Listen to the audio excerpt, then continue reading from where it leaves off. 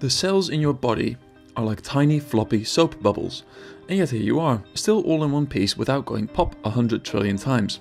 So why is that? It's all down to your microtubules.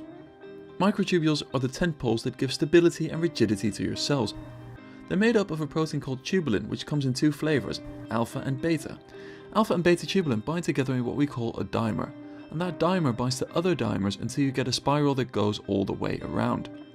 It takes 13 dimers, or 26 tubulin proteins, to make one cycle, so for a single microtubule you easily need more than 1,000 individual tubulin proteins. So how are these microtubules made? Well, piece by piece. If one microtubule needs thousands of proteins, that means that every cell must have many copies of both alpha and beta tubulin.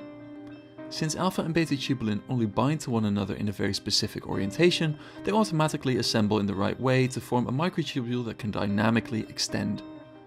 Now you'd think these tent poles would get in the way every time a cell needs to change shape or move somewhere.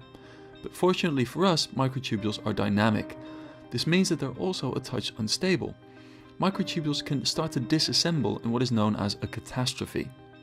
After having grown for a bit, they're able to suddenly fall apart and peel off as individual filaments. But that's only part of the microtubule story. Microtubules are also the railroads of a cell.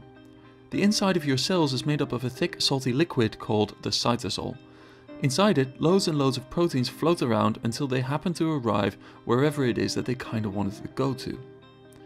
So what happens when proteins have a very specific place that they want to go to, that they wouldn't easily reach by floating around and randomly bouncing off of other proteins?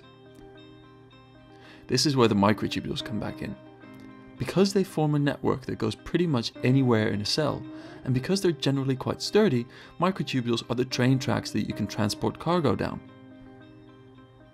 Cellular cargo needs a molecular freight train to carry it along the microtubules, and that is a protein called kinesin.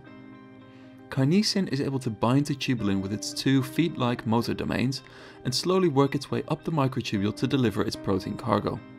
So, microtubules, tent poles, railroads, and pretty much all-round amazing.